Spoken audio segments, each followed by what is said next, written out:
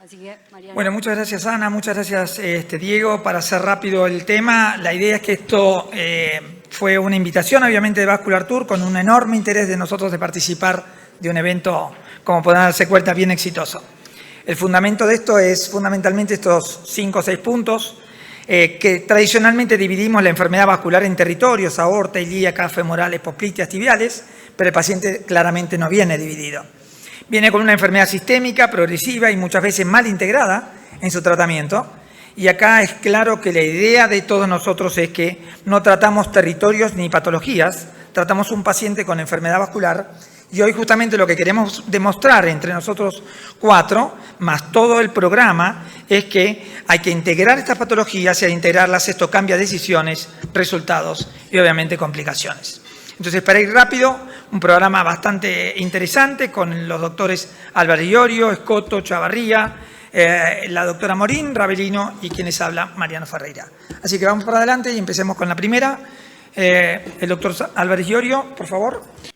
Bueno, existe un gran enemigo y es la enfermedad severamente calcificada que compromete el sector aortoilíaco e iliofemoral común, que es responsable en muchos de los casos que tanto la terapéutica endovascular mínimamente invasiva en la patología aneurismática o en la patología oclusiva no puede realizarse, no solo porque es un impedimento para el dispositivo de bajo, mediano y alto frenchaje, sino que no puede navegar y si lo hacemos tiene un alto riesgo de complicaciones y el endpoint es totalmente incierto. No pasa bien, cuando... Bien, bueno, yo soy el doctor Alejandro Álvarez Iorio, realmente estoy muy contento de estar en esta 4ª edición de Vascular Tour. Quería agradecer a los directores, a Martín y a Mariano de EndoAorta por confiar y darme la posibilidad de poder compartir mi experiencia con un dispositivo de modificación de placa que es el IVL, el Jogware, la litotricia intravascular, que iba a ser en el sector de aneurisma y que teníamos 2 casos, anécdotas, una experiencia, pero que correspondían al 2024 y como saben, después de la inundación de Bahía, el PAX lo perdimos, pero vamos a compartir casos muy interesantes para facilitar el acceso de dispositivos de alto frenchaje. Felicitaciones a los coordinadores y a los directores de Vascular Tour por el gran sacrificio de esta 4ª edición, que seguro va a ser una fiesta científica. Y bueno, necesitábamos una herramienta para modificar la placa, para tratar el calcio y para hacer más factibles nuestros procedimientos, facilitar el acceso que navega en los dispositivos y tener el mejor resultado desde el punto de vista terapéutico. Esta era pre-Jogway, 2 pacientes distintos de enfermedad de síndrome de Lerich, de la derecha con oclusión de la aorta, pero si vamos al software para analizar la distribución del calcio y la gran carga de calcio, ¿no es cierto?, es muy contundente y solamente disponíamos de balones no compliantes y con distintos tipos de intervenciones. En uno hicimos un CERAP, en otro un kissing balón y tuvimos buen resultado desde el punto de vista clínico, mejorando la calidad de vida del paciente, pero una incertidumbre, por eso es importante el seguimiento, la surveillance de estos pacientes para ver cómo iban a quedar esos dispositivos y cuál iba a ser la durabilidad. Por suerte, ya en el 21 de febrero del 2022, se inicia en Argentina la primera experiencia de Jogway en estos centros, en nuestro centro, en el árbol coronario. Ese día hicimos el primer caso, ahí vemos un arco de calcio que podemos ver la línea de fractura o el macrocracking, ¿no?, para ver qué hacíamos con este dispositivo. Esto lo comparto porque es uno de los casos más representativos de Jogway intracoronario, una lesión no dilatable con balón. Le hicimos IBUS, Jogway y tuvimos un resultado stent-like. ¿Cuál es? Si bien en el 100% de las microtomografías hay microcracking, acá podemos ver un macrocracking con una imagen stent-like. En realidad el Jogway periférico tiene una consola generadora, tiene un cable conector con un handle y tiene el balón, que es un balón over the wire con 135 centímetros de trabajo. Un balón que siempre la preparación tiene que ser minuciosa, 50% de contraste, 50% de fisiológico, con 5 emisores que lo que hace la consola es, cuando pulsamos, 3 kilowatts van hasta estos emisores y en los emisores se genera una chispa, una burbuja de vapor que se colapsa bruscamente, se hincha y se colapsa bruscamente, produciendo en microsegundos una onda sónica que tiene el poder para producir microcracking, macrocracking y representa una dilatación de aproximadamente 50 atmósferas. Para compartir el primer caso, una paciente de 67 años, relativamente joven, pero muy enferma, con enfermedad carotídea bilateral, angioplastia carotídea bilateral, enfermedad muy severa de las subclavias, disminución de ambos pulsos, enfermedad vascular periférica, amputada del miembro inferior izquierdo, trombosis venosa profunda bilateral y portadora de estenosis valvular aórtica severa, donde se internaba frecuentemente 2 a 3 veces por mes por insuficiencia cardíaca descompensada. Entonces se descarta para cirugía, lo cual era lógico, y también para TAVI por un CORLAB y un grupo de expertos. No obstante, descartado todos los accesos, pedí con este dispositivo de Shockwave tener una oportunidad. No estaba de acuerdo la casa proveedora de la válvula, pero estuvieron acompañándome a ver qué pasaba con el acceso. Este era el acceso de esa señora con una aorta muy enferma, pero con el stent ilíaco primitivo, el miembro amputado o ocluido.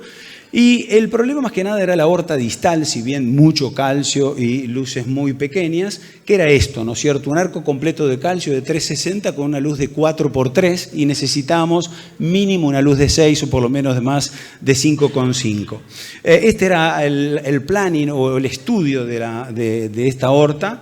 Y bueno, comenzamos por una vía radial poniéndolo ahí, una guía en la válvula, subimos una guía supracore, costó, miren cómo cuesta subir ahí un introductor 6 French, ¿no? Es decir, un 6 French costaba que pase esa lesión distal de la aorta. Una vez que pasamos hicimos la angiografía para nuevamente poder ver la enfermedad. Hicimos IBUS, pero miren cómo cuesta también y la fricción que tiene el cable de IBUS. Acá estamos haciendo el IBUS muy interesante, el de la distribución del calcio en la aorta, y vemos cómo en la aorta distal la luz era de 2x3 y atrapaba el cable de IBUS, ¿no? Entonces, bueno, pasamos nuevamente el introductor. ¿Y por qué? Para proteger el balón. Primero sacamos la guía 0.35, ponemos una guía 0.14 porque el balón de Shockwave es compatible con 0.14. Y no queríamos que haga fricción ni se dañe, entonces guía 0.14, subimos el balón de Shockwave, una vez protegido, bajamos el introductor y comenzamos el primer ciclo con mucho cuidado. Hicimos un consentimiento informado especial, hablamos mucho con la paciente porque si se rompe la aorta así mucho, teníamos forrados, teníamos una endoprótesis que la habíamos calculado, ¿no es cierto?, pero balón expandible, es decir, teníamos cosas para hacer, pero iba a ser poco probable y podíamos transformar esto en una emergencia. Cada ciclo dura 5 segundos, cada ciclo tiene 30 pulsos, son 10 ciclos. Dimos todos los ciclos y en el último, como vemos el balón de allá, dimos 7 pulsos, desinflamos el balón, lo volvemos a inflar, damos los 3 últimos pulsos y se modifica completamente la placa, ¿no? Que era poco probable porque era un arco de calcio de 360. Ahí hacemos la angiografía, estábamos contentos, teníamos una disección controlada de la aorta distal.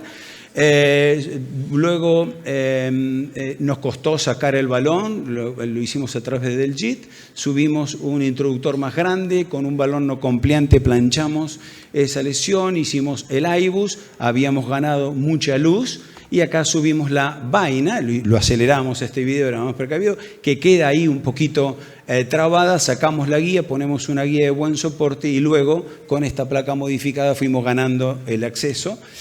Ahí vamos con el introductor, que es un introductor de 14 French, logramos el acceso, hicimos el procedimiento y finalizamos. Hicimos la angiografía final y este paciente además tenía también una isquemia crítica del miembro inferior derecho que mejoró con esta modificación de placa.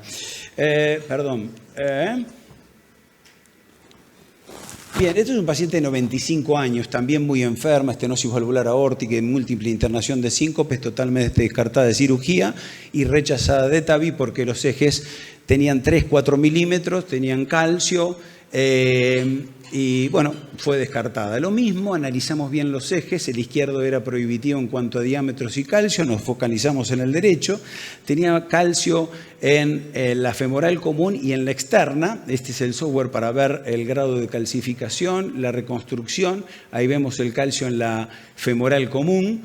Y lo importante es que tenía una luz de 2.9, si bien el otro eje era más, pero este calcio es el peor, el que está enfrentado y traba el dispositivo, las vainas, y en la ilíaca externa un nódulo de calcio externo con mucha carga y una luz de 5, pero por 2 y teníamos que tener más de 6. Bueno, también lo mismo, pasamos una guía a Supracore, un introductor de Safe French, cambiamos la guía a 0.14, hicimos la angiografía, no teníamos flujo en la externa porque atrapaba el catéter de Safe French esa lesión severa, tanto de la externa como de la femoral común. Ale, un minuto. Un minuto. Bien, lo hicimos por cut-down y bueno, aplicamos Jogway en las distintas secciones. Eran 10 minutos, no 5, pero vamos. Bien, y modificamos todo el eje, subimos la vaina y pudimos hacer el procedimiento. Esta era los últimos 66 años, una aorta totalmente ocluida, severamente calcificada, a todo calcio, la abordamos. No importa la estrategia, hicimos Jogway, pudimos modificar dentro de la oclusión total toda la carga de placa, le pusimos un stent y lo interesante fue cómo se expandió el stent con este dispositivo. Bueno, muchas gracias. Excelente.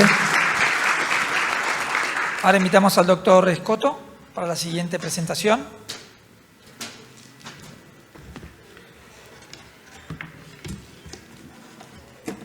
Al final tenemos un tiempo, si respetamos los tiempos, vamos a tener unos cuantos minutos para poder discutir con los panelistas algunas de estas presentaciones. Bueno, muchas gracias nuevamente a Ana, Diego y ahora Mariano, que hizo la invitación para presentar un caso. Así que tratamos de escoger un caso que pudiera tener aneurismas con oclusión ilíaca, tratando de llevar el sentido de esta sesión. En realidad, creo que es importante que recordemos que los accesos son importantes en los aneurismas, tanto de aorta abdominal como aorta torácica. La idoneidad anatómica para poder completar un IVAR o un TIVAR pues puede ser incluso no mayor al 66% cuando tenemos esto, y pues las complicaciones pueden ser de hasta el 17% en estos accesos complejos o hostiles, y bueno, pues puede ser, en el pasado llegaba a ser hasta un 30% la conversión debido a este tipo de situaciones. Hoy en día es mucho menor. Ya Alejandro habló sobre el calcio, sobre cómo limita el compliance, cómo la tortuosidad y también el diámetro de los vasos afecta mucho. Y si ustedes ven en esta tabla el score, cuando hablamos sobre los diferentes factores de riesgo que pueden complicar la colocación de una endoprótesis, pues vean cómo las calificaciones más altas recaen en la calcificación de la arteria ilíaca, en su diámetro, también en la tortuosidad y en la angulación. Y si quitamos el resto de los factores de riesgo, los accesos para el acceso a un aneurisma realmente son las calificaciones más altas de riesgo. Por lo tanto, me parece que es la primera parte que uno debería siempre evaluar antes de decir que sí es candidato un paciente o no a una endoprótesis. De esta forma, pues aquí vemos cómo esta severidad en la calcificación, cuando es mayor del 50% y sobre todo cuando es periférica, o sea, es una calcificación que le da la vuelta a toda la arteria, o que incluso ya tiene un grosor importante de este calcio adherido a la arteria, pues obviamente genera un acceso hostil, lo mismo que angulaciones que tengan pues una imposibilidad para poder manejar dispositivos grandes a través de lo mismo, ya sea una TAVI o una endoprótesis. Y pues obviamente los diámetros, cuando tenemos diámetros menores a 10 milímetros, también empieza a haber complicaciones para el ascenso de estos dispositivos, por lo cual pues tenemos que tener pues un mínimo de 7 milímetros y un ideal de más de 10 para poder tener un buen acceso. Tenemos algunos trucos que hacemos, ¿no? Los accesos temporales, que en algún tiempo funcionaron bien, pero siempre es una complejidad hacerlos. Los permanentes, que en ocasiones pueden ser útiles, pero que sí representan un riesgo para el paciente, una cirugía compleja. Y hoy en día, pues como lo decía Alejandro, todos estos cracking and pabbling, que lo que hacen es en realidad pavimentar la arteria y después hacer un cracking de todo una ruptura controlada de todo este calcio. Sin embargo, nosotros incluso hemos visto también casos en los que se complican y el paciente tiene un sangrado importante en el momento. Les presentaré este caso de un masculino de 74 años que tiene un factor de riesgo de tabaquismo muy severo, más de 10 cigarros al día durante 40 años. Él llegó por claudicación a nuestro hospital, teniendo una progresión de la claudicación de 1 kilómetro a 300 metros durante los últimos 3 meses y pues tenía durante la angiotomografía que le hicimos para el abordaje, encontramos un aneurisma de aorta abdominal y con esto una oclusión completa de la arteria ilíaca común y externa derechas, y como pueden ustedes ver aquí, pues tenía una colateralización muy importante a través de vasos mesentéricos, pero también a través de las epigástricas superficiales. No había pulsos en la extremidad derecha y los índices tobillo-brazo era de 0.4 en la derecha y 1.0 en la izquierda. Aquí ven cómo hay un aplanamiento en las ondas del espectro Doppler que se va progresando hasta las arterias tibiales, y cuando vemos la tomografía y la reconstrucción tridimensional es obvio que tenemos una gran oclusión que podría ser mandatorio de realizar un acceso aorto-uniliaco, con lo cual pues obviamente nosotros estamos acostumbrados, los hemos hecho durante mucho tiempo, pero además el paciente tenía, como ven ustedes, un cuello hostil en la aorta abdominal, en el aneurisma de la aorta, con lo cual pues se complicaba aún más la toma de decisiones, por lo que decidimos hacer dos procedimientos. Este es el primero, en el cual abordamos, como pueden ustedes ver, la arteria femoral superficial a nivel del tercio superior en el muslo, y por lo cual consideramos que es una buena opción cuando uno necesita trabajar cerca de la bifurcación femoral. Lo hacemos bajo ultrasonido y lo que identificamos fue una obstrucción completa y compleja que nos permitió ver únicamente hasta la bifurcación de la arteria hipogástrica o de la arteria ilíaca. Vemos la hipogástrica ahí y ascendimos a través del manejo de guías y catéteres tratando de avanzar sobre esa oclusión. Estábamos contentos porque a través de un catéter Rubicon pudimos avanzar y veíamos una imagen que parecía que era la aorta y la arteria ilíaca izquierda. Hicimos un IBUS y por motivo del tiempo les voy a comentar cómo en el IBUS se puede identificar tanto de arriba hacia abajo como de abajo hacia arriba en las imágenes, cómo tenemos una oclusión que tiene además calcificación importante, pero una vez que habíamos pasado creíamos que estábamos en luz verdadera y aparentemente sí. Sin embargo, de acuerdo al IBUS nos dimos cuenta que estábamos en un flap de disección, por lo cual pues retiramos el acceso. Volvimos a hacer la misma maniobra y 2 veces caímos en una disección. Es una decisión difícil porque estamos con un aneurisma y si obviamente rompemos la pared pues echamos a perder todo el procedimiento, por lo que decidimos venir por el brazo izquierdo, hacer una punción guiada por ultrasonido. Bajamos un catéter vertebral, lo abocamos al sitio de la oclusión y dejamos el catéter de la ilíaca derecha en el sitio en donde estábamos seguros que había al menos una zona centroluminal en esa colocación del catéter. Y lo que hicimos fue una técnica de true and true, juntamos los 2 catéteres y como van a ver ahí, avanzamos la guía para que esta guía pudiera estar ya en 2 sitios de luz verdadera. Hicimos nuevamente el IBUS y como ven ustedes en esta imagen tenemos acceso por el brazo y acceso por la femoral del lado derecho, femoral superficial, y lo que hicimos fue ya después de esto ir haciendo, después de la ultrasonido intravascular donde corroboramos que estábamos ya en luz verdadera y que sí había un segmento de flap de disección que ustedes van a ver ahí, que finalmente, ahí está, pudimos nosotros ya empezar a hacer predilataciones poco a poco con balones de 4 milímetros hasta que llegamos al diámetro de 7 milímetros para poder utilizar el sistema Shockwave también y poder abrir de una manera más controlada la angioplastía de esta arteria ilíaca común y externa derechas. Y lo hicimos con el de 7 por 110 y vean ustedes aquí cómo después de hacer los pulsos adecuados pensamos que habíamos recuperado una buena luz. Sin embargo, la luz sigue siendo pobre, por lo cual pues decidimos colocar mejor un stent recubierto. En este caso usamos un BBX de 10 milímetros por 80 y empalmamos otro más hacia abajo. Con esto pues tuvimos la posibilidad de ya hacer una angioplastía más controlada y decidimos después del control, donde van ustedes a ver como ya hay una luz completa en el aneurisma y también en la parte de la ilíaca, ya con el stent colocado por supuesto, decidimos hacer un segundo tiempo a la siguiente semana con el paciente ya en buenas condiciones. lesiones, sin tener ninguna dificultad. Ahí ven cómo en la arteria femoral superficial colocamos también el cierre percutáneo, lo cual es posible, y en el seguimiento, en las primeras horas, tenemos buen flujo, tanto a nivel de la pierna derecha como de la mano. Y después, en el seguimiento de la tomografía, nos damos cuenta que el stent sigue permeable, por lo cual al paciente lo pasamos a la siguiente semana a realizar la colocación de una endoprótesis modificada por el cirujano. Lo hicimos con una Zenith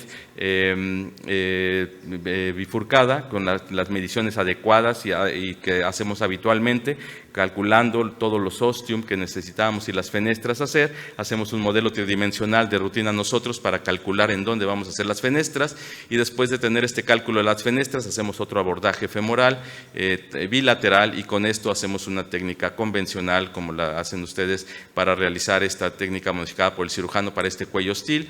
Fuimos avanzando el dispositivo ya a través de las diferentes accesos que teníamos ya femorales bilaterales, y hacemos la liberación. Antes de que liberemos el stent descubierto, cateterizamos la mesentérica superior primero, hicimos 3 fenestras, y después de que ya tenemos asegurada la fenestra el acceso de la mesentérica superior, hacemos los de las renales, y es en ese momento en donde después hacemos ya la liberación, como van a ver ustedes ahí, del stent descubierto. Ya una vez que tenemos las guías colocadas en los 3 accesos, colocamos los stents de acuerdo a las medidas que habíamos obtenido, y después de hacer las angioplastías propias de cada uno de los stents, vamos recuperando poco a poco cada uno de estos accesos. Y hacemos la impactación de la prótesis por debajo de las arterias renales, y vean ustedes cómo el flujo hacia la femoral superficial, hacia la bifurcación de la femoral, es bastante bueno. Este es el resultado final de la endoprótesis ya completa. No tuvimos endofugas, y en el seguimiento el paciente pues tiene una buena anatomía, tenemos un buen cuello de neoformación que tenemos ya con buen sello, y con esto pues tenemos un acceso que es mucho más durable para el paciente, con lo cual recuperamos los flujos abajo de forma adecuada. Hay que recordar que la litotripsia puede ayudar al tratamiento endovascular para tener estos accesos grandes, nos permite expandir de forma adecuada los stents, no únicamente para evitar colocar el stent, eso es un concepto para miembros inferiores, pero en ilíacas estamos apenas construyendo estos criterios, todavía no hay mucha experiencia, pero capaz los cardiólogos tienen más experiencia precisamente con las TAVIs. Y bueno, únicamente decir que esto nos permite tener el acceso femoral mucho más fácil, porque es el acceso que más nos conviene a los cirujanos, y desde este punto de vista recordar que las complicaciones, como vemos aquí, pueden ser devastadoras si uno no tiene una buena planeación, y obviamente hay muchas otras opciones, no es la única, pero me parece que es una de las opciones más adecuadas que podemos tener hoy en día. Digamos, la experiencia para poder trabajar sobre las arterias ilíacas es pobre, son series de casos, pero estamos en vías de que en los próximos meses se liberen ya los shockwaves con diámetros más grandes para poder trabajar de forma adecuada. Muchas gracias. Excelente la presentación, muy buena, Ignacio. Muchas gracias. El doctor Chavarría es el próximo expositor. Muy buenas tardes a todos. Muchas gracias, Diego. Muchas gracias, Ana Paula, por la invitación. Mariano, por el panel. Voy a exponerles un caso interesante. Vamos a hablar un poquitito de aneurisma ilíaco. Realmente tengo rato de no tratar. Cuando nosotros vemos la clasificación de aneurisma ilíaco y si hablamos de un tipo 1, vemos que aproximadamente se presenta en un 7% de los pacientes, que de todos los aneurismas reportados apenas se reporta de la ilíaca común aislado un 7%, y eso realmente hace que la casuística sea baja, porque en general cuando nosotros es muy raro tratar una ilíaca común sola, normalmente siempre es una enfermedad que más bien la asociamos a la enfermedad de aorta y por ende normalmente siempre la tratamos, pero les voy a explicar un poquitito el caso que ahorita les voy a hablar. Entonces, cuando hablamos de ruptura, si nos damos cuenta igual, un aneurisma ilíaco solo de la ilíaca común apenas se reporta un 4.3% de ruptura de todos los aneurismas de la casuística, por ejemplo, que salen en el SBS. La mayoría de las rupturas es cuando el aneurisma es por arriba de 5 centímetros. Sin embargo, sabemos que por arriba de 4 es donde ya está la indicación, que ya lo vamos a ver. Y el 18% de los aneurismas son sintomáticos, o sea, realmente, generalmente hay una compresión inclusive del uréter y es donde los pacientes empiezan con esta molestia. Y normalmente lo que les decía, aunque el nivel de evidencia, si nos damos cuenta en las guías, es bajo, lo que se recomienda es que el aneurisma se trate cuando esté por arriba de 4 centímetros. Normalmente, cuando hablamos del tratamiento de una ilíaca común, el advenimiento que ha venido cuando hablamos de terapia endovascular es el IVD o el IVE. Cuando tenemos prótesis bifurcada hacia la ilíaca, es como el tratamiento de elección. Sin embargo, es muy raro que tengamos un cuello tan bueno para poner la prótesis. Entonces, en general, cuando vamos a tratar esto, generalmente hacemos un EVAR. Y si nos damos cuenta, que ya vamos a hablar un poco de eso, el IVD realmente tiene una mortalidad, o sea, a la hora de hacer este procedimiento, menos de un 2%, y cuando se usa IVD tiene una oclusión, eso es lo que se reporta en algunos casos, desde un 5 hasta un 15% en los primeros 5 años. Y nos damos cuenta que, si nos damos cuenta igual, lo que es la indicación de la cirugía, todavía en las guías se reporta con un nivel de evidencia que podríamos decir que es un poco bajo. ¿Qué pasaba antes? Cuando nosotros vemos esta imagen, esto es un caso que yo hice un poco más de 10 años, y cuando en esa época, normalmente este tipo de pacientes que tienen un aneurisma ilíaco, realmente yo no me complicaba, pacientes de 80 años, 75 años, caminaban poco, estaban acostados, entonces en general en esa época lo que hacíamos normalmente era algo sencillo, aorto ilíaco, bypass femorofemoral, hicimos bastante experiencia en ese aspecto, los pacientes les iba bien, pero estamos hablando de pacientes que caminan poco, normalmente no tenían una actividad física importante, mayores de 80 años, pero sin embargo, cuando hablamos de lo que es ocluir la ilíaca interna, entonces ahí es donde viene esta explicación que principalmente es lo que nos hace cuando vemos una claudicación glútea en casi un 50% de los pacientes, disfunción eréctil que es realmente importante, principalmente en mayores de 70 años, o necrosis glútea, que realmente es muy raro, en menos de un 5%. Entonces ahí es donde nosotros empezamos a ver cómo realmente queremos solucionar este tipo de pacientes sin generarles este tipo de complicaciones. Entonces vamos a hablar principalmente de este caso. Es una paciente que hice el año pasado, tiene 64 años, es hipertensa, ella tiene un síndrome adherencial ya documentado por 2 cesáreas anteriores, y el punto es que ella vive en la costa, yo vivo en Costa Rica, ella vive en la costa del país, es una paciente muy activa, surfea, le gusta, realmente es una paciente que tiene una vida muy buena, si lo vemos desde ese punto de vista, y el punto es que ella empezó con un dolor abdominal, realmente algo intermitente, nada específico, pero empezó al poco tiempo, como les digo, vivía en la costa, ella andaba en bicicleta, caminaba y de vez en cuando sentía un dolor claudicante en la pierna derecha. Entonces se hace un ultrasonido y el ultrasonido refiere a un aneurisma aorta abdominal con disección. Sin embargo, bueno, ella me llega a mí, le pedimos el TAC y ya quiero que vean esas imágenes y analicen un poco el TAC, porque realmente al principio para mí fue un poco difícil hacer el análisis de que realmente qué era lo que tenía. Si vemos ahí, vemos una dilatación aneurismática con una disección, completamente de acuerdo, pero cuando uno ve esa imagen, piensa si realmente es solamente o es un aneurisma o qué realmente es lo que parece. Cuando ya hacemos una reconstrucción y vemos bien lo que está pasando, nos damos cuenta que lo que tiene es una úlcera aórtica perforada con una disección bilateral hacia las 2 ilíacas. Y si nos damos cuenta, por ejemplo, cuando vemos en esta imagen, lo que vemos acá es que el flujo de la ilíaca común, de la ilíaca externa, peridión derecha, está comprometido. Vemos cómo pinta bien, o sea, la mayoría de la disección lo que hacía era distribuir el flujo hacia la hipogástrica y tenía muy poco flujo hacia la ilíaca interna. Si lo vemos en la reconstrucción 3D, inclusive vemos que ni siquiera pinta, y es porque la mayoría del flujo por la disección iba hacia la hipogástrica.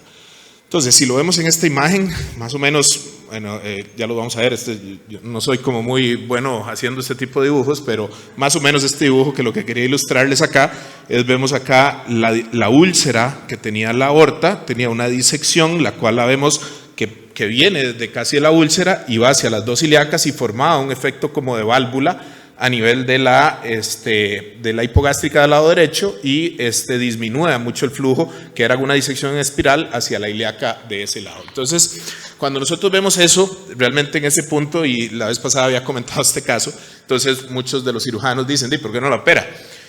Si nosotros sabemos realmente la morbilidad de una paciente con síndrome adherencial, 65 años, de una cirugía abierta realmente es un poco alta y ella realmente me llegó a buscar porque quería que le hiciera algo endovascular, no quería hacerse algo abierto. Entonces, realmente aquí hay 4 opciones que tenía principalmente, que son estas 4, principalmente una cirugía abierta, como les decía, un EVAR con IV hacia la ilíaca interna, sin embargo había que perforar la disección o alguna otra que a alguien se le ocurriera en ese momento que estábamos ahí. Entonces, al final de cuentas, como les digo, si esto uno pone a veces a los cirujanos aquí a discutir, muchos dicen, no importa que tenga síndrome inicial, yo lo opero. Hay otros que dirán, y la verdad es que no me la juego porque me da miedo hacerle un hueco en un intestino y que se nos contamine todo. Y al final de cuentas, bueno, desde el punto de vista escogimos esto. ¿Qué es? Y algo importante que ayer hablábamos con Mariano, lo que te decía, cuando uno hace este tipo de cosas, ¿qué es lo que le da a uno la mano y la experiencia? Lo periférico. Cuando uno hace mucho periférico, tiene capacidad para hacer este tipo de cosas. Entonces, como les digo, el dibujo no es lo más bonito, pero por lo menos aquí ilustramos bien qué es lo que vamos a hacer. Y realmente lo que vemos acá es, la idea es perforar la disección de este lado, hacer un IVD hacia la hipogástrica, poner una endoprótesis y por este lado poner la pata que colapse la disección, porque la disección de este lado no comprometía al ostium de la ilíaca interna. Entonces, si lo vemos, sería algo así, más o menos. Entonces, claro, obviamente cuando llevamos la paciente, sí tenía claro que tenía 2 escenarios. Claro, lo más sencillo, tapar la hipogástrica. Sin embargo, 65 años, con toda esta vida activa que tenía, podíamos tener una claudicación glútea importante. Por ende, la idea siempre fue hacer ese tipo, pero sí se le explica que obviamente, si lamentablemente no se puede hacer, tendríamos que tapar la hipogástrica y las consecuencias puede tener.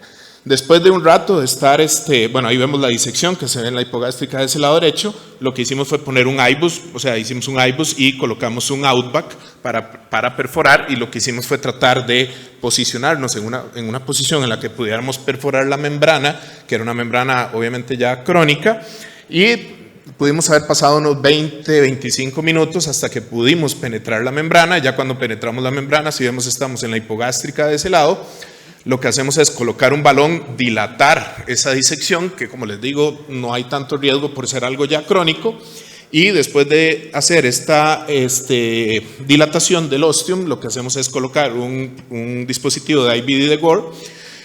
Y al final colocamos, como les había enseñado en ese dibujo tan bueno que había hecho al principio, cómo se ve la permeabilidad de la prótesis completamente aislado, y en el TAC control un mes después, ahorita le toca un TAC porque ya viene el año posterior a la cirugía, se ve completamente permeable, aislado la disección y aislada la úlcera aórtica. Según la hija, lo que me ha comentado.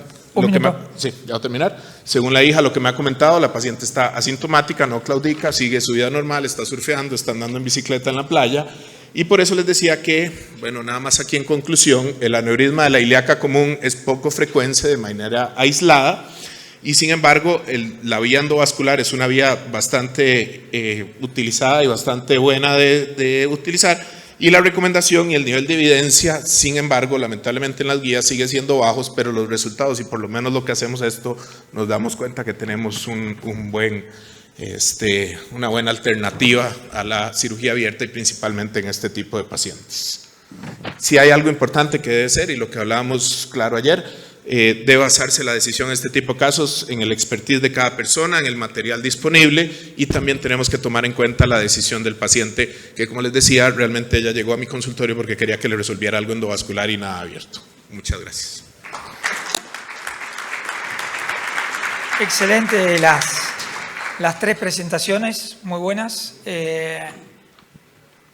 Vamos a hablar con los panelistas. Creo que el primer punto que hay que tener en cuenta, sobre todo de la presentación que hizo Alejandro, es que a veces uno tiene, o sea, son 2 pacientes distintos. La señora adulta mayor con una arteria ilíaca de 4 milímetros, a la cual ni el shockwave, ni la angioplastia, ni la stent te va a permitir meterle algo adentro de 24 French. Y distinto es el paciente que sí tiene una ilíaca que tiene un diámetro normal, pero que claramente está enferma. Entonces, al primer paciente probablemente lo que podés solucionarle la situación es con un conducto, pero al segundo no. Al segundo, shockwave es una opción. ¿Cuántos de ustedes, de los 4, usan shockwave frente a un acceso? O sea, si uno tuviera que decir, bueno, este es mi algoritmo, entonces empiezo punzando, después le pongo un balón, después le pongo un dilatador. Y si ni el balón ni el dilatador funcionan, le coloco un shockwave. Otro va a decir, no, primero lo punzo. Como ya sé por tomografía que no va a funcionar, le pongo un shockwave. Y el dilatador viene después del shockwave. Bueno, ¿cómo lo armamos? Bruno, como quiera cualquiera de ustedes. Sí, para el caso que planteas, con la información de la tomografía, si ya tenés ese molde de calcio, si uno en el mundo ideal, si puede disponer del shockwave, yo usaría primero el shockwave, porque te permite craquear el calcio, mejorar la compliance de la arteria sin necesidad de hacer mucha presión y que una espícula de calcio te perfore. Perfecto. Entonces, eso es lo que yo haría. Ok, Bruno. O racional, estoy de acuerdo por completo, es el mismo que nosotros utilizamos para un scoring balloon. Entonces, es provocar una quiebra de las placas de forma más ordenada, reduciendo el riesgo naturalmente de perforación. Y para llamar la atención, el riesgo más grande, en mi humilde opinión, es cuando tienes una ilíaca muy calcificada, chica, ocluida desde su inicio, pero la extremidad distal de la aorta está pérvia.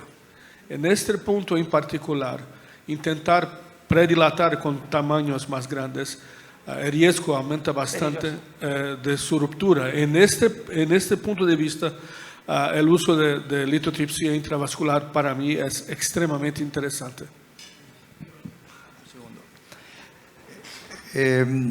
No quiero evadir la pregunta, pero se me ocurre hacer un comentario al respecto de la misma. Es una excelente opción lo que plantea el doctor. Lo que quiero saber es cuál es el camino y cómo llega el Heart Team a tomar esta decisión y no por un TAVI, por el Apex. No es TAVI, estamos hablando de aorta. No es por una TAVI, es por un aneurisma de aorta, por una endoprótesis. Yo hablaba del caso en particular del doctor Iorio. Bueno, perdón, no me expliqué correctamente. Perdón. En realidad lo que estamos haciendo es hablar específicamente de Bien. aneurisma de aorta. Alejandro presentó una TAVI porque la verdad que era un caso que calzaba perfecto para lo que queríamos, porque en realidad no estamos refiriendo a accesos. El problema es la ilíaca como un acceso. Perfecto, le dejo para después la pregunta. Yo apoyo a Bruno. Nosotros usamos, no predilatamos, predilatamos para poder pasar una guía, que muchas veces lo difícil, y lograr que esto quede en el lumen verdadero y no disecado. Así todo, no dilatamos porque cuando tú fracturas la placa con estos balones de alta presión, muchas veces las espículas que te quedan terminan perforando la tela o la fabric que tiene la endoprótesis. Entonces, usamos bastante de rutina en oclusión o estenosis cálcica para el tratamiento de aneurisma, el shockwave. Hace mucho rato que no hacemos un conducto, gracias a Dios, y está sumado por el uso.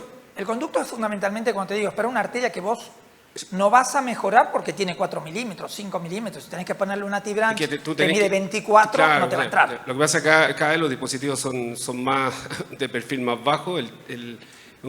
Tú puedes dilatar una arteria de 4 milímetros, lo puedes dilatar con un shockwave y le puedes poner un stent cubierto y por ahí transitar con la prótesis. Eso lo hemos hecho muchas veces, hace mucho tiempo que no es un conducto. ¿Vos te acordás cómo se daban puntos? ¿O querés ¿Cómo, que perdón? No, digo, ¿te acordás que eras cirujano? No, Digo, sí me acuerdo, pero acuérdate que estamos acá. Ah, cierto. Acuérdate que estamos acá. Perdón. Tenés razón. Sí.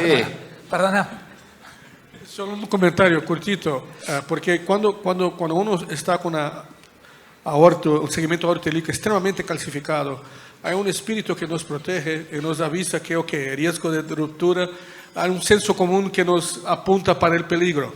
Gustaría de llamar una otra situación, que son los cálculos, las placas coraliformes, que normalmente se nos aparentan para los jóvenes o los colegas que no son tan expertos o no tienen un volumen muy grande de este segmento, se piensan ser más benignos. To make it here, rasgar. Sí, rasgar. Rasgar en estos casos, en la transición aortoilíaca, en un segmento extremadamente coraliforme, es tan o por veces más peligroso que con aortas calcificadas como una piedra. porque hay segmentos de aorta que son más complacentes junto con segmentos irregulares de aortas que funcionan como un rock. Entonces quiero llamar la atención para esto. IVL puede ser una opción muy interesante en estos casos. ¿Puedo hacer un comentario? No. Ah. Dale. Pero no, creo que ahí no te sirve el Shockwave, en el popcorn, el Shockwave me parece que no te sirve. Y ahora, apelando a tu comentario hacia mí siempre, que soy muy cara, si te ahorra un problema, ¿por qué no usarlo?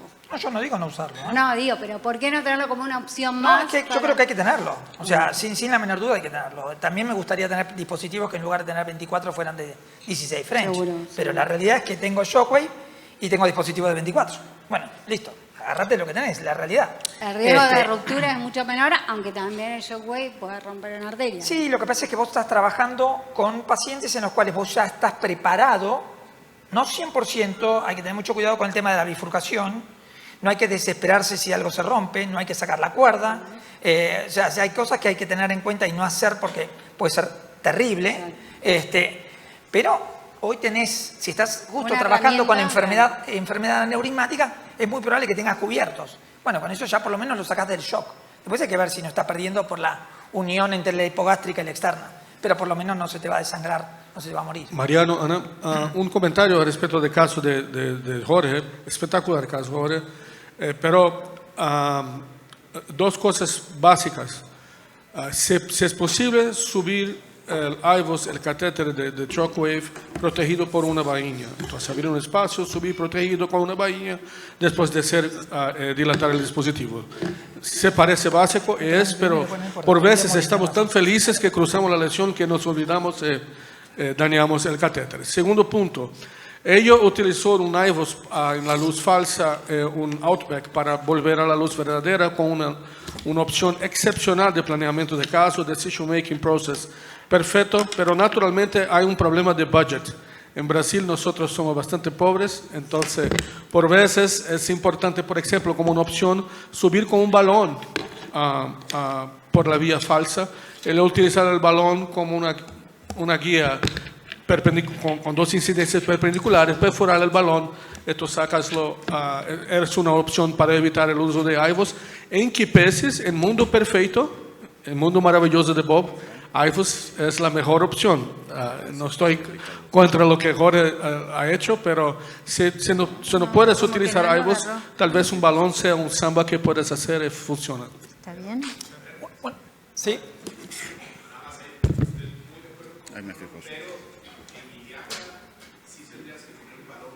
Uy, perdón.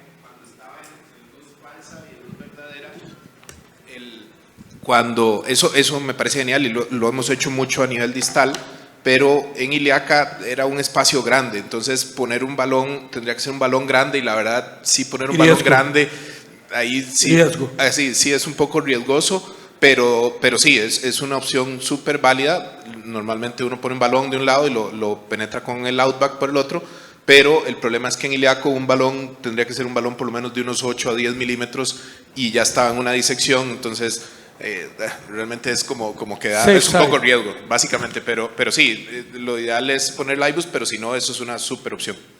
La realidad es que no soy de poner, o sea, la idea es que no pongamos marcas en el tema, ¿no? Pero en el caso de Nacho, cuando vos hiciste y abriste la ilíaca común derecha, en nuestro caso, lo que trato de hacer en esos casos, si se puede, es poner estos stents, balón expandibles, cubiertos, que van de 8 a 16. Un BBX. ¿Por qué? Porque la idea es que vos a través de ese después vas a tener que dejar la rama de la endoprótesis. Por lo tanto, la permeabilidad de la rama de esa endoprótesis va a depender mucho. Si vos le pusiste un stent que lo llevaste a una ilíaca de 8, no lo vas a llevar a una ilíaca de 16, es obvio. Pero que lo llevaste a una ilíaca de 8, con eso angioplastiaste, con eso permitís que pase lo que tiene que pasar a través de eso, pero después cuando tenés puesta la endoprótesis, podés balonearla y llevarla a 12 milímetros o a 14 milímetros, que es mucho más fisiológico que dejarlo tal vez adentro de un balón que lo llevaste o un stent que lo llevaste a 8 o 10 milímetros. Solo que nosotros tenemos solamente el V-Graft y es de 57 de largo, entonces hay que poner muchos y para una lesión tan larga era como difícil. También la puedes poner, por supuesto, también. Claro. También, es otra veces opción, eso pasa. angioplastear. Eso pasa y pone una rama de cor, que es 16-16, por ahí navega lo que quieras. Perfecto. Bueno, para ser honestos con el tiempo, vamos. Bueno. La doctora Morín. Muchas gracias, Diego y Ana, por la invitación. Muchas gracias, Mariano, por invitarme a participar en la mesa. Bueno, yo voy a presentar un caso clínico. Es un paciente de sexo masculino de 75 años, exfumador, cáncer de vejiga, cistectomía radical en el 2022, un nódulo pulmonar en control con cirujano de tórax pequeño, un nódulo renal derecho de 11 milímetros y un hallazgo incidental de aneurisma ilíaco en el 2021. Para que vean la evolución del aneurisma, a nosotros ya nos llegó con 45. Después del 2022 le dieron como largas al paciente y bueno, y está. Y llegó a tener un aneurisma ilíaco de 47, que obviamente tiene indicación de reparación. Esta es la tomografía, no tiene nada a nivel de la aorta torácica, no tiene nada a nivel de la aorta abdominal, es un aneurisma ilíaco tipo 1 y tiene buenos accesos. Y en esta otra lo que se ve es que por las guías hay que tratarlo, es un tipo 1, pero no tenía landing zone proximal y por lo tanto se planteó que teníamos que hacer una reparación, un implante aortoilíaco y lo que íbamos a tratar de hacer era revascularizar ambas hipogástricas. Tiene un pequeño aneurisma ilíaco izquierdo, próximo a la bifurcación. Entonces teníamos un cuello proximal adecuado, una bifurcación aórtica con un diámetro adecuado que nos permitía una bifurcada y el tema estaba en las ilíacas. Del lado izquierdo tenía una bifurcación ilíaca que el diámetro era de 19, una longitud adecuada, una ilíaca externa de 8,9 y una ilíaca interna de 8, por lo cual ahí estábamos tranquilos. Del lado derecho, la bifurcación ilíaca tenía un diámetro de 11 milímetros y tenía una longitud adecuada, por lo cual este diámetro nos iba a condicionar lo que íbamos a elegir para poner en la revascularización de la hipogástrica derecha. Tiene además una distancia entre la renal y la bifurcación aórtica de 81 milímetros. Y el plano impreatorio más o menos es este. El landing zone no teníamos problema, la longitud de la aorta había que tener cuidado con la elección del dispositivo por los 81 milímetros, la arteria mesentérica inferior estaba permeable de 4 milímetros, no la íbamos a embolizar, tenía una arteria polar inferior izquierda que lamentablemente teníamos que sacrificar y fundamentalmente el tema estaba a nivel ilíaco. Entonces, en el Uruguay nosotros tenemos dentro del sistema la endoprótesis de Artivion y la Medtronic, que aunque nos pasáramos para la Enduran 2, estábamos muy justos con el largo del cuerpo y además, si nosotros pensábamos poner un branch ilíaco del izquierdo, aún más teníamos que tener cuidado con eso. Por lo cual, el siguiente dispositivo que tenemos en Uruguay y el que en ese momento era el único que podía adecuarse, era una Zenit Alpha de Cook y elegimos el 26 y el más cortito con 70 de longitud. Entonces lo que planteamos era poner una 2670, un cuerpo bifurcado, una Z-bis del lado izquierdo y un PIMEC del lado derecho. Entonces, el procedimiento básicamente se confeccionó la PIMEC, que en realidad, como era una sola fenestra, fue relativamente sencillo, se hizo en un corto tiempo. Implantamos la Z-bis por izquierda, implantamos la PIMEC por derecha, ascendimos el cuerpo bifurcado por femoral derecha, y pusimos la extensión puente del lado derecho y después pusimos la extensión puente del lado izquierdo. Básicamente, esto es la confección de la PIMEC. Lo que hicimos con un Centran, envainamos la prótesis para cuando la desenvaináramos no se nos desenvainara y así ayudar al reenvainado de la prótesis. Allí marcamos, en base al planning que teníamos. Ahí hicimos la fenestra con el cauterio oftalmológico. Acá con un snare le hicimos el refuerzo de la fenestra y un Prolene 4.0. Y ahí le hicimos el envainado. Y posteriormente la miramos en rayos si había quedado derecha y no se había torneado durante el reenvainado. Bueno, esta es la colocación de la Z-bis por izquierda, que no tuvo ningún problema, solo que el stent había quedado con algún defecto, por lo cual hicimos una postdilatación con un kissing balloon. Y acá es la colocación de la PICMED. La posicionamos sin problema, se veía ver la fenestra, la pudimos canalizar sin ningún contratiempo. Hicimos una dilatación con un balón y el flare.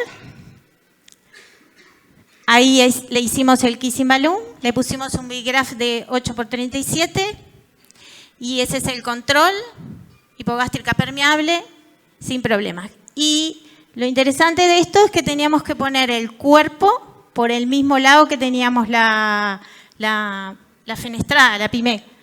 Y la verdad es que el cuerpo subió sin problema. Estos dispositivos son de bajo perfil, ¿no? Porque es una alfa y tiene 16 el cuerpo. No tuvimos problema. Lo único que sí tuvimos el cuidado de dejar el balón.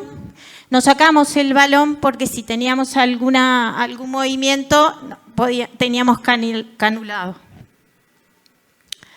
Ahí es donde hacemos y lo que hicimos es, antes de sacar el cuerpo, volvimos a balonar el stent de la fenestra. El paciente tiene una insuficiencia renal, por lo cual usamos CO2. Este es el control final. Y después le hicimos una Convincity para ver que no tuviera ninguna conflicto los stents. Hace poquito que lo hicimos, por lo cual por la insuficiencia renal no hemos hecho todavía el control porque nos quedamos muy conformes con el resultado. Bueno, y para los que tienen síndrome del nido vacío, bueno, la verdad es que a mí me salvaron las lechuzas porque ya se me fueron y me vinieron todos estos niños. Muchas gracias. Excelente presentación, muchas gracias. El título de la presentación es La arteria olvidada, la hipogástrica y, bueno, hablar un poco de enfermedad oclusiva y aneurismática. Este es mi conflicto de interés y el mensaje inicial es de olvidada a determinante. Vamos a tratar de recuperarla. No es un vaso accesorio, es funcional y preservarla muchas veces cambia resultados. ¿Qué significa conservar la hipogástrica? Sabemos que la oclusión se asocia a claudicación glútea, isquemia pelviana, impotencia, isquemia colónica, medular. Incluso puede descompensar un paciente con enfermedad ortoilíaca. Está asociada a la embolización a endolic tipo 2 por colateralidad y, como sabemos, también es un determinante muy importante de isquemia medular en pacientes con aneurismas tóraco-abdominales.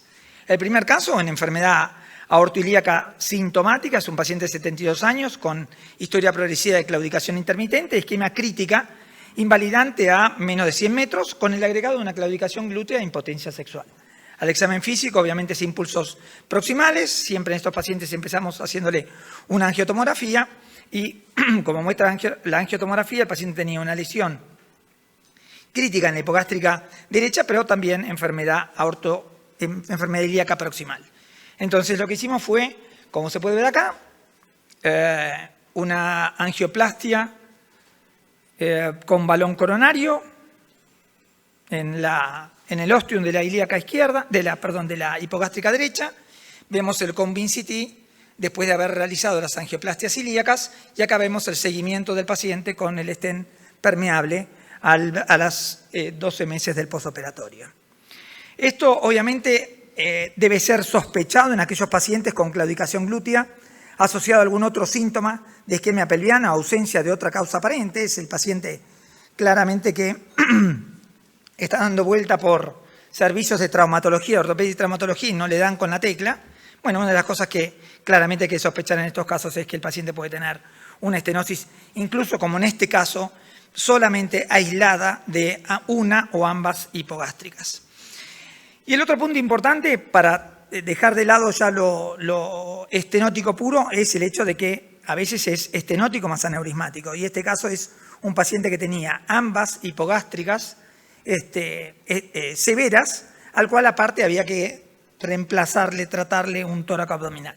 Entonces es clave en estos casos para evitar la paraplegia, hacer una angioplastia con stent de ambas arterias hipogástricas, como se logra ver en la tomografía posoperatoria.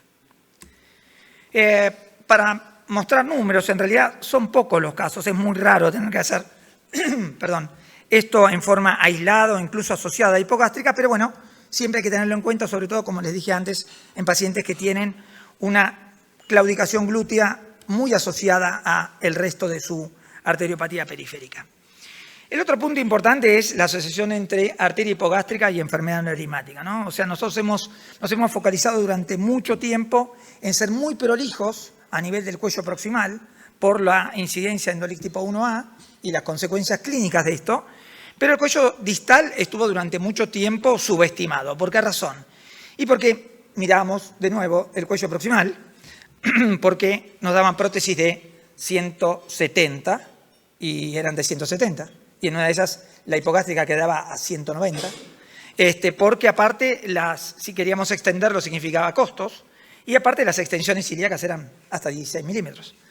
Obviamente, además de eso, la arteria hipogástrica podía estar formando parte de ese cuello distal o inclusive estar dilatada y ser aneurismática. Entonces, el punto clave es excluir o preservar, cómo excluir y cómo preservar. Entonces, la idea es que hay varias alternativas. La número 1 que usamos hoy frente a patología ilíaca común distal hipogástrica es colocación de endoprótesis ramificada, pero obviamente tenemos otras opciones. Reimplante arteria hipogástrica, colocación de endoprótesis fenestrada, como mostró la doctora Rosario Amorín, colocación de endoprótesis en pata de elefante y hoy creo que como última opción es el tema de coils o plaques. Este es un paciente de 68 años que consultó por fundamentalmente aneurismas ilíacos bilaterales y obviamente hoy ya este paciente no sería una discusión, pero bueno, hay que presentar un caso para que, como muestra, la idea era hacerle hipogástricas bilaterales. Es muy importante el detalle que mostró la doctora de que cuando se suba el cuerpo tiene que estar protegido esa rama ilíaca con una cuerda, con un balón, por si el cuerpo principal puede lastimar esa rama lateral. Acá vemos específicamente la derecha, la izquierda, cómo se coloca el stent a nivel proximal y después, obviamente, las extensiones. Esta es la imagen tomográfica posoperatoria de seguimiento con un achicamiento significativo de ambos aneurismas con la permeabilidad correcta de ambas hipogástricas. Pero a veces el problema no es solo la ilíaca común, sino la hipogástrica, y ya nos estamos yendo a embolizar la rama anterior y colocar el stent en la rama posterior. Ya esto es un tema que se asocia con un poco más de endolix tipo 1B, con un poco más de oclusiones, o sea, ya es un tema un poco más complicado que obviamente lleva a un seguimiento más estricto y que a veces termina tapando la arteria. El problema de estos casos es que cuando uno no revasculariza y emboliza distalmente, la probabilidad de tener complicaciones isquémicas son cada vez mayor. O sea, una cosa es colocar un plug en el ostium de la hipogástrica y otra cosa es colocar un plug o coils en la glútea y en la rama anterior de la hipogástrica. Eso trae obviamente claras consecuencias. También no es ilógico pensar que para algún grupo de pacientes, ayer lo hablábamos, uno tiene hoy en día incluso endoprótesis que llegan a 28 o podría también ponerle una endoprótesis ilíaca más un CAF aórtico. Sabemos que esto es bien en el límite, sabemos que esto se asocia más a una incidencia de endolic tipo 1B, pero seleccionando correctamente al paciente no es un crimen hacer este tipo de cosas. Obviamente necesitamos sí una ilíaca común larga, no se puede hacer una ilíaca común corta. El tema de las ilíacas comunes cortas es un problema no sencillo, y después podríamos hablarlo, ya que hacer con una ilíaca común que mide menos de 2 centímetros. O sea, ¿cómo la tratas? ¿Cómo te manejas por eso? Pero probablemente a estos 4 especialistas no los vamos a poner en un problema, pero es un tema a discutir. Y la embolización con coil, que la verdad que hoy en día es bien rara. Los casos que recuerdo hoy en día son fundamentalmente pacientes con aneurismas de aorta rotos. sino en general hoy tratamos de no embolizar claramente. Por otro lado tenemos ya no aneurisma, sino endolix tipo 1B, y acá sí el reimplante, por ejemplo, en este caso, es una solución, y la confección de una endoprótesis fenestrada también es otra alternativa. Cuando no hay espacio, como es este el caso, teníamos un 1B y tuvimos que canular, o sea, hacer una endoprótesis con un orificio. Tenemos algunos trucos, que es abrirlo adentro de una vaina de 20. Entonces, abierto adentro de una vaina de 20, uno puede mover la vaina de 20 y orientar la fenestra y después sí terminar de abrir todo. Entonces es más sencillo y este es el resultado angiográfico posoperatorio. De nuevo, la hipogástrica no es un enorme problema, pero claramente hay que tenerla siempre presente. Estos son los números: 2 embolizaciones, una unilateral, la bilateral es un roto, 7 bifurcados ilíacos, 2 bifurcados ilíacos bilaterales. No es tampoco muy frecuente en FIBAR, pero hay que tenerlo en cuenta que no deberían quedar las hipogástricas cerradas, y cuando hay compromiso aneurismático hay que dilatarlas, y después también el tema de endolix 1B. Como conclusión, el problema con la arteria hipogástrica no es técnico, sino conceptual. No podemos tapar hipogástricas, es real. La oclusión planificada debería ser una decisión y no una consecuencia. La claudicación glútea no es ni infrecuente ni banal. La preservación hipogástrica está cada vez más cerca de ser una indicación primaria. Ya hoy las guías no permiten embolizar las dos y siempre hablan de al menos una tiene que estar frecuente. Y por último, la arteria hipogástrica va a dejar de ser una arteria olvidada cuando empecemos a planificarla como indispensable antes de entrar a sala. Muchas gracias. Mariano, Martín. tengo una pregunta. Sí. Ahí en las opciones no pusiste los parallel graph, la técnica de Sandwich. no, Esa ya... No la considero una opción. O sea, parallel graph hay que tener en cuenta que es un one-way ticket, ¿no? O sea, cuando no funciona, no quiero decirte cuál va a ser la solución, pero va a ser difícil.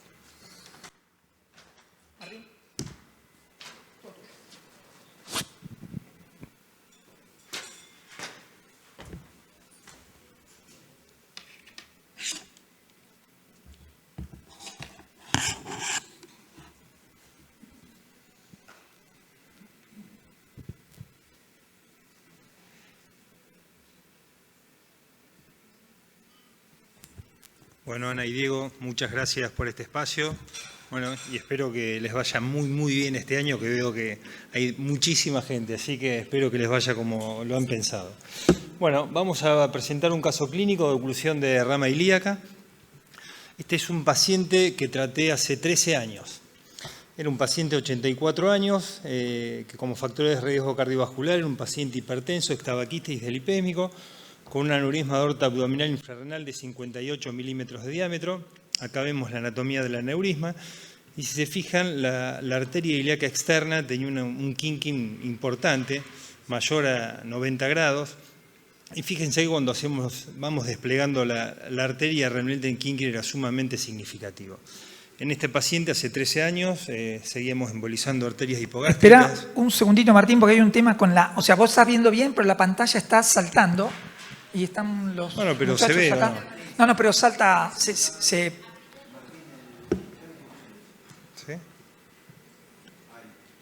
¿Ves que se salta? Dame un segundo igual. Bueno, igual se ve bien, ¿no? Sí, se ve. Sí, salta y se pone negro. Bueno, comentaba que en este caso se hizo una embolización de la hipogástrica. Yo creo que hoy todavía sigue teniendo indicación la embolización de la arteria hipogástrica. Ahí no coincidimos, Marianito. Podemos discutir un rato largo después. Creo que hay pacientes que todavía tienen indicación de poder embolizarse la arteria hipogástrica. ¿Cuál es? Bueno, después sigamos, discutamos después, vamos, si no mezclamos todo. Bueno, en este caso hicimos la embolización de la arteria hipogástrica. Este finalmente es el resultado. Y si se fijan, el ángulo de esa arteria ilíaca externa realmente nos preocupaba a tal punto que hicimos una angiografía selectiva. Vimos este ángulo y la verdad que nos pareció aceptable. No sé ustedes qué opinan, ¿hubiesen hecho algo? ¿Lo hubiesen dejado así? Con el diario del lunes siempre es fácil, ¿no? Bueno, a nosotros nos pareció que la verdad que se había corregido bastante bien el ángulo de lo que teníamos inicialmente y optamos por dejarlo de esta manera. No, eso es un espasmo justo ahí en el extremo distal. La prótesis, no la arteria. Yo no la veo cerrada, ¿eh? Pero esta imagen, mirá, ¿esto de ahí? Perfecto. No sé, es una rama de 10 en una arteria. Yo creo que está bien, no la veo colapsada a la rama. Bueno, este paciente se fue de alta con doble antiagregación, sin ninguna complicación en el posoperatorio y al mes del tratamiento consulta por un cuadro de isquemia aguda en el miembro inferior derecho, con dolor de reposo, frialdad, palidez y ausencia de pulsos. Hacemos la angio-TC de este paciente y ahí vemos una oclusión completa de la rama derecha. Fíjense el kinking que tenía en el sitio donde estábamos viendo que realmente la ilíaca tiene un ángulo bastante severo. Y fíjense cómo corrigió ese kinking, ¿no? Inicialmente lo veíamos mucho mejor, pero al paso del tiempo, al mes, vemos que prácticamente vuelve a recuperar casi el mismo ángulo. Esto es interesante porque nos deja una enseñanza que lo que inicialmente por ahí vemos como una solución correcta, quizás en el tiempo no ocurre. ¿Ves que ahí la rama está abierta? Yo la veo abierta ahí la rama. Ahí. Mira, fíjate que la separación entre los dos stents quedó justo en el ángulo, en la punta del ángulo. No, esto... Hacelo con el micrófono. Eso, digamos, el kinking está en la externa, justo cuando... No. Quedó en la tela. No, está claro que está en la tela, pero digo, está en el ángulo de la ilíaca, no es que vos me decías que distalmente la rama estaba cerrada. La rama está bien abierta, o sea... Bueno, ya que hay muchos cirujanos, es interesante el debate. ¿Qué harían acá? ¿Quién indicaría un FENFEN como primera indicación terapéutica? Trombosis aguda, una rama colocada hace un mes con ese kinking muy severo. ¿Nadie haría un FENFEN? Bueno, hemos evolucionado, eso es importante. Hace mucho tiempo atrás muchos decían FENFEN. Bueno, no harían. ¿Y qué alternativas terapéuticas? ¿Quién haría fibrinolisis en este paciente? ¿Todavía fibrinolisis? No, obviamente entiendo que todavía fibrinolisis, después tenés que ir a corregir el fenómeno mecánico que tenés, ¿no? Bueno, la verdad hemos tenido varios casos de estos, porque tú sabes el volumen que tenemos de aortas. Y nosotros haríamos una fibrinolisis probablemente a acceso braquial, lo dejamos una noche y cuando ya la carga está fuera, pues alargar o corregir esto o con otra pata o con un stent. Tenemos también algunos casos donde hemos puesto después stenitinol para corregir el ángulo, si el ángulo es el problema. ¿Y vos pensás que con un stent de nitinol lo podés corregir a un paciente que ya en tiene este un stent caso de probablemente nitinol? hubiera colocado una prótesis, una otra pata, y intentando que entre strat y strat, que no caiga strat sobre strat, sino strat sobre este en el segmento donde no hay en este. Jorge. Yo creo que, o sea, si eso me llega a mí, que sí nos ha pasado, yo he tenido dos escenarios, uno y el otro más bien es que donde termina la pata, cuando vos lo ves AP, lo ves como el tuyo, pero si lo ves angulado, muchas veces la prótesis hace como un efecto válvula con la misma arteria, queda muy angulado en esa zona, entonces... En esos casos muchas veces hemos tenido que extender con un stent para rectificar un poco y que el flujo vaya más fisiológico. Pero en ese caso, cuando nos ha pasado eso, sí estoy de acuerdo. Lo que normalmente hacemos es una trombosis aguda, ponemos ecos, normalmente se abre bastante bien. Y claro, si lo agarramos bien agudo, si ya es más crónico no, pero si lo agarramos bien agudo, normalmente ponemos una trombolisis con ecos. Y después lo que sí hacemos, que yo no estoy tan de acuerdo en poner una pata de una prótesis porque no tiene suficiente fuerza radial y más bien vas a meter mucho material. Entonces normalmente lo que uno pone ahí más bien es un V-graft, puedes poner un balón expandible con una buena presión y lo que haces es rectificar el ángulo. Claro, muchas veces puedes rectificar ese ángulo y se te hace en otro lado. Pero normalmente ese tipo de ángulo, cuando lo abrís con un B-graft, con un balón expandible, normalmente lo abrís y rectificás ese ángulo. Si hacen fibrinolisis, que hemos hecho mucho en una época, claramente estos pacientes es muy probable que hagan alguna embolia distal con fibrinolíticos. Es factible. Realmente con fibrinolítico no, normalmente te hace embolia distal, si más bien inclusive, por ejemplo, te voy a poner un ejemplo, que la vez pasada en un caso lo pusieron así, yo le dije te va a hacer embolia y lo hizo, más bien poner un Rotarex, o sea, si pones un dispositivo como un tromboaspirador, más bien inclusive a veces empujas el trombo, pero cuando pones un fibrinolítico, personalmente no he visto embolia como tal. La tasa de embolia existe. Ahora, bien, dos dijeron que hacen fibrinolisis. El resto no hacen ni FENFEM ni fibrinolisis. ¿Qué hacen? Mariano, escúchame, yo estoy de acuerdo con Echeverría porque esta es una isquemia aguda, y una isquemia aguda con fibrinolítico limpia todo. Cuando hacen embolía son las oclusiones, las trombosis más crónicas, meditante y con todo estos dispositivos de tromboaspiración pueden embolizar. Pero este es un episodio agudo. La señora un día quedó con la pata isquémica y te fue a ver. ¿O si no? ¿Vos también le harías líticos? ¿Ah? Sí, le haría líticos. Sí, el resto que no le haría líticos, ¿qué hace? Allá hay uno, a ver atrás. No, está claro que hay que corregir el efecto mecánico, ¿no? Si no, volvemos a estar en un mes en la misma situación. No, posiblemente un Rotarex, la verdad que es una buena opción, ingresar por arriba y tratar de limpiar bien y en el mismo momento mejorar el fenómeno mecánico que hace que eso se trombosó. Si no, la verdad que se va a volver a repetir y uno va a tener que volver. O eventualmente después de hacer líticos, a los pocos días, cuando deje de hacer el efecto, capaz que esto no era tan una urgencia, pero uno puede volver siendo una urgencia. ¿Y tenés casos hechos con Rotarex de esto? No, realmente no. Es teórico. Sí, busco aspirar. No, está bien, porque estamos hablando de una rama que arriba tiene 16 milímetros de diámetro. Sí. O sea, el Rotarex lográs un canal de 5 o 6 con suerte. ¿Y alguna otra alternativa? Sí, Martín. Primero, negociar con las guías, ¿no? Que depende del grado de kinking y el grado de dificultad. Y después, teniendo la información de la tomografía, dónde empieza la oclusión y dónde termina. Empieza como siempre, arriba en la rama. Por eso. Y termina en la común, en la femoral común. Una vez que uno lo negoció, puede uno subir una vaina y hacer un stent primario. Simplemente reforzar la indicación de la tomografía, quizás como primer estudio en el paciente que te llega, como te ha llegado. Porque si lo metes directo a la sala de cateterismo, esa información por ahí no la tenés. Sí, hoy por ahí con un angiógrafo, digamos, con una reconstrucción, con tomografía, quizás tenés la imagen, pero claramente la mejor forma de estudiarlo es con una tomo. Bueno, nosotros hicimos algo que es bastante sencillo. Acá vemos la reconstrucción. Acá vemos que hicimos una punción femoral a ciegas, hicimos una recanalización, estrombo fresco, y lo que hicimos inicialmente fue colocar stent autoexpandibles descubiertos de forma primaria, desde el segmento obstruido hasta la femoral común, 2 stents largos, y posteriormente colocamos un stent balón expandible descubierto en el sitio del kinking para corregir el ángulo ese y evitar la retrombosis.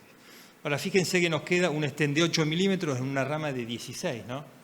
Para el paciente es suficiente, con eso no va a tener absolutamente ningún síntoma, ni de claudicación ni nada, es absolutamente suficiente. Pero fíjense qué interesante que pasa en el tiempo. Esto es una tomografía de control a los 11 años. El paciente falleció el año pasado y desde que hicimos este tratamiento hasta que falleció no volvió a tener ninguna reintervención por retrombosis o restenosis a este nivel.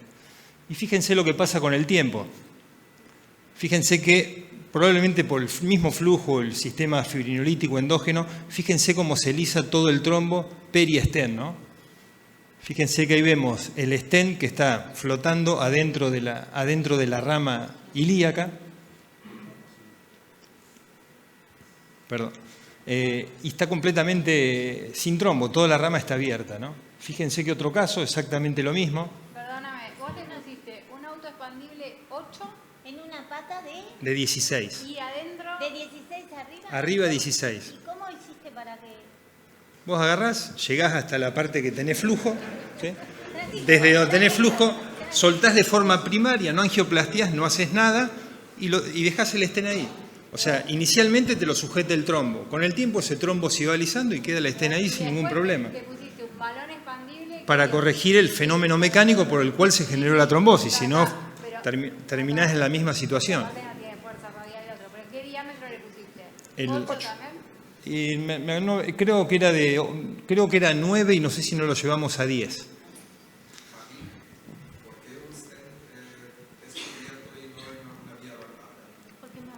Porque es más económico y funciona igual.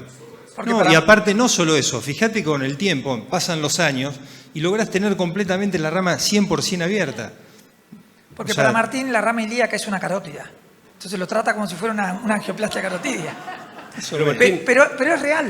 te O sea, muestro- lo que hace el stent es hacerte de soporte a todos los trombos y por eso no emboliza. Hay otra cosa Entonces, el importante. stenting primario Sí, es clave. hay otra cosa importante. Clave. Si usan un stent descubierto y ustedes en una rama 16 ponen un stent de un diámetro muy grande y lo dilatan a un diámetro muy grande, o sea, el trombo a algún lado va, ¿sí? Entonces es muy probable que sí protruya a través de los strat y termine embolizando.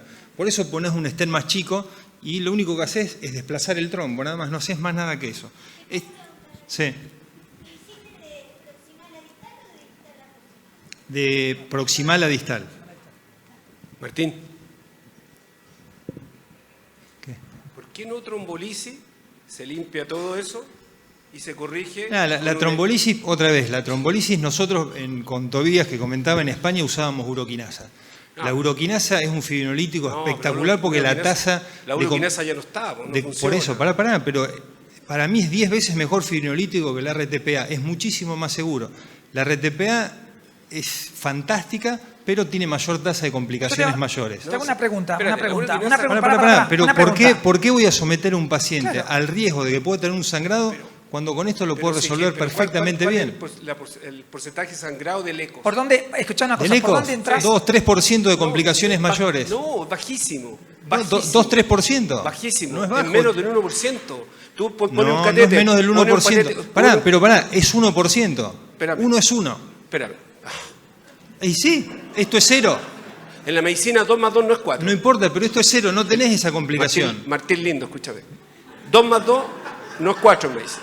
Yo a este paciente le habría puesto un eco, resuelvo todo el trombo, que es lo que tiene ocluido, y después resuelvo el problema mecánico con un stent cubierto que lo llevo a 16, que es lo que pusiste. No coincido. Esa imagen fea que yo creo que... Eso, bueno, está. Si buscas cosmética vascular, No, es que no es raro de cosmética. un cirujano no es vascular cosmética. que busque cosmética. Lo que pasa es que esta vez te resultó, pero parece que esto no resulta. No, estás equivocado, resulta. Manuel.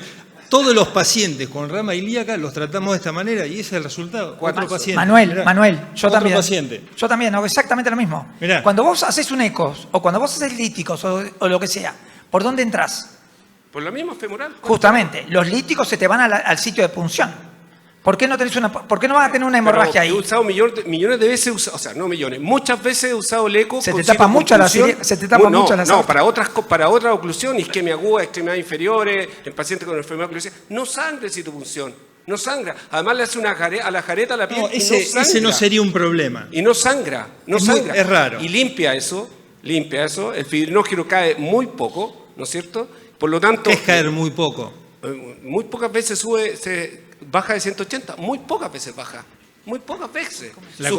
Suspende el fibrinolítico, sigue funcionando con el ultrasonido, lo controla en 2 horas más y los pacientes andan perfectos, 12 horas. Ahora hay un protocolo de 4 horas. Y después corrige el factor mecánico, que es como cuando se trombosa la vena subclavia y tienes que operarlo de opérculo torácico después. Claramente es una alternativa, obvio. Yo no digo que no, claro, está clarísimo.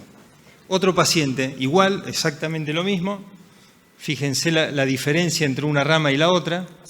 Y fíjense en el control al tiempo, cómo está todo completamente permeable. Te lleva un procedimiento que te lleva 10, 15, 20 minutos a lo sumo. Es pasar una cuerda y soltar los stents, no más. Nada, eso es todo. Excelente. Bueno, tenemos 5 minutos más de preguntas. Y hay otra cosa que es interesante, digamos. Esto es algo que cualquiera en una sala tiene acceso. Exacto. No todo el mundo tiene acceso a ecos, no todo tiene el mundo acceso para hacer fibrinolisis, no todo el mundo tiene un buen lugar donde le pueden manejar el paciente para hacer una fibrinolisis. La verdad que es algo muy rápido y muy sencillo y la verdad que funciona y en el tiempo la permeabilidad es muy buena. Nosotros lo hacemos porque vos lo hiciste. Cuando mostraste tu resultado empezamos con eso. Y exactamente igual, tengo exactamente el mismo resultado. O sea, y con tomografía al mes ya tiene toda la rama abierta al mes sin haber usado 0 dispositivos de tromboaspiración o líticos. El fibrinolítico endógeno, exactamente igual, con menos riesgo. Absolutamente. Y aparte, bueno, pero vos sos un niño rico, sos un chileno rico, lleno de plata. Nosotros somos pobres somos. Bueno, ¿alguna...? El comunismo, bueno, podemos ser ricos, güey. ¿Alguna pregunta? Sí. Jorge.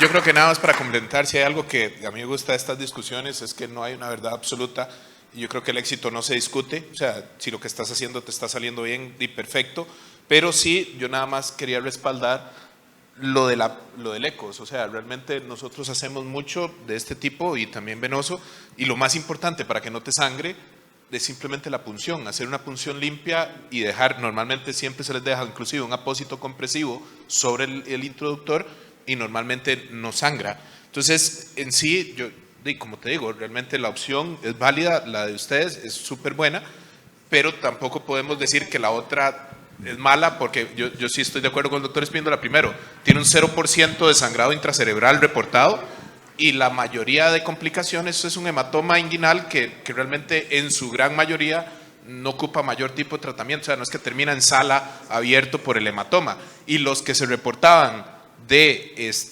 hematoma retroperitoneal era por una mala punción. Entonces, al final de cuentas, si tenés una buena punción y podés poner el trombolítico, yo sinceramente lo veo como muy buena opción y no digo que la otra opción tampoco sea mala. Un montón. Buenas tardes. Martín, hemos comentado cómo tratar la complicación y detalles no menos importantes, pero si has podido repasar la tomografía inicial del por qué la rama de la endoprótesis ha sufrido ese kinking. ¿Había alguna cuestión anatómica, algo que tiene que ver con corregir el implante primario en su momento para disminuir esta complicación en el mediano plazo? Yo ahora lo que estoy haciendo cuando tenemos este tipo de, digamos, de ilíacas, lo corrijo en el momento, ¿sí? Que es la forma por ahí de evitarte esta complicación a futuro. Cuando colocás la endoprótesis y tenés un kinking muy severo y ves que realmente la rama te queda con un kinking, en vez de ver a ver qué pasa en el tiempo, por ahí la verdad que te conviene poner un stent balón expandible y corregir ese ángulo y te vas más tranquilo. Hoy, digamos, lo hago de forma preventiva en los casos que me parece que el kinking es significativo. Hola, Martín. No, para. Una consulta. Rosario, para. Perdón, Martín. Acá. Yo, por suerte, tuve pocos casos, solamente 2, que los tuve que hacer por sugerencia del afamado doctor Mendaro. Mi experiencia en esto, que fueron 2 casos nada más, en uno anduvo bárbaro, espectacular, que fue el segundo, pero el primero, la verdad, quedó bastante sucio al principio y no me quedé, digamos, conforme con eso y le puse líticos también, el cual se fue a la hipogástrica. Después me embolizó la hipogástrica. Pero después desapareció todo, o sea, no quedó secuela de nada. En tu experiencia, ¿te pasó eso de tener alguna embolia como me pasó, que después también al control no pasó nada, o fue siempre un éxito y no hubo ningún inconveniente?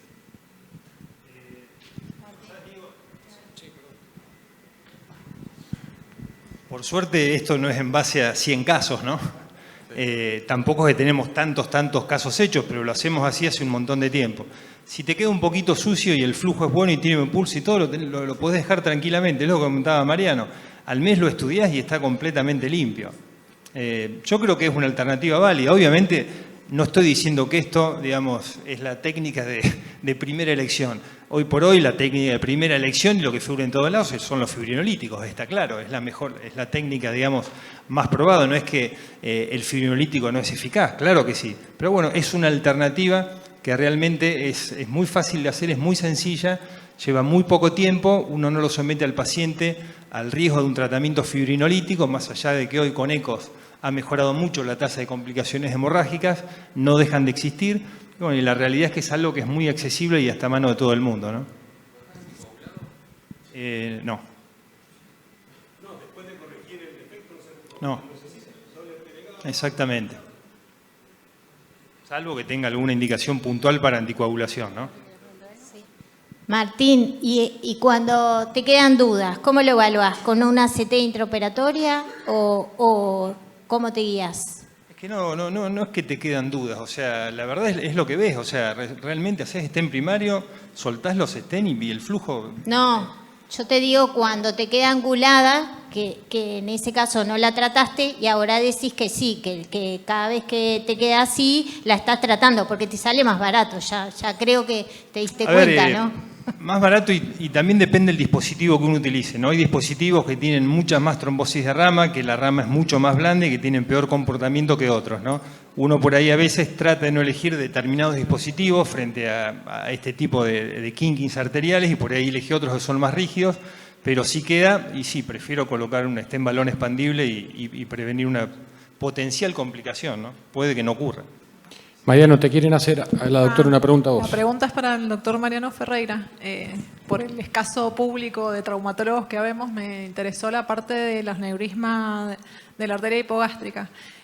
Aparte de dedicarme a pie diabético, también hago guardias. Entonces, el 40% aproximadamente de las consultas es por un dolor glúteo, en donde nosotros sospechamos un síndrome piramidal. ¿Qué más podemos pedir como antecedente el del paciente como para sospecharlo y no demorar en el diagnóstico desde la guardia? La primera pregunta que tenés que hacer es si el paciente sabe que tenía un aneurisma. Porque hay muchas veces que saben los pacientes. El 40% de los pacientes que entran en una guardia con un aneurisma de aorta roto sabían que tenían un aneurisma y no lo dijeron. Entonces es importante eso. Lo segundo, cuando se asocia con alguna otra, o sea, el aneurisma glúteo, el aneurisma de la hipogástrica es difícil de sospechar. La hipogástrica, la femoral común y la poplitea tienen el mismo origen embriológico. Por lo tanto, es muy probable que un paciente que tenga aneurisma de hipogástrica tenga algún periférico más. Raro que sea solo hipogástrica. ¿Y siempre ha tenido sintomatología con respecto a un aneurisma? Es raro que o sea, para tener sintomatología tiene que ser una cosa bien grande. La pelvis obviamente es cerrada, pero tiene que ser muy grande. Muy grande. ¿Y algún otro antecedente, por ejemplo, es más frecuente en mujeres, en hombres? No, eso es indistinto. No, ni siquiera tiene que ver con el tema de tabaquismo. ¿Cerramos? Gracias.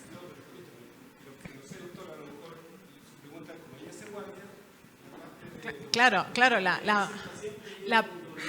viene con dolor glúteo en donde nosotros...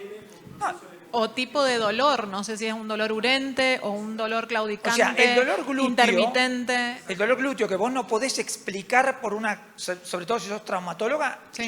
yo le pedí una tomografía. Aunque sea sin con ni siquiera angio, TAC. Con una TAC.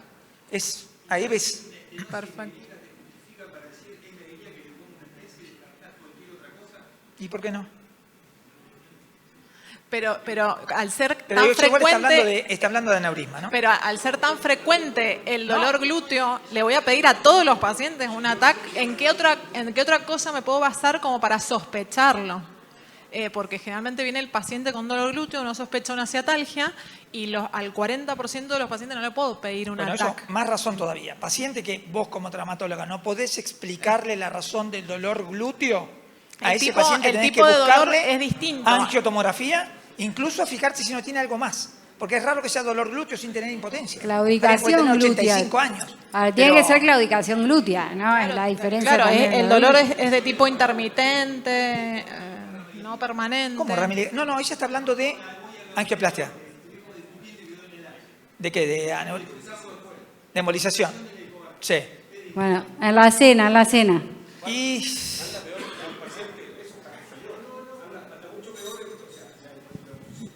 Las complicaciones de ocluir una hipogástrica es en los pacientes más viejos. En los pacientes es peor. Antes se pensaba que decía viejo, taparle la hipogástrica total, no tiene actividad sexual, claudico, anda. Esos son los pacientes que presentan más isquemia glútea, más isquemia genital.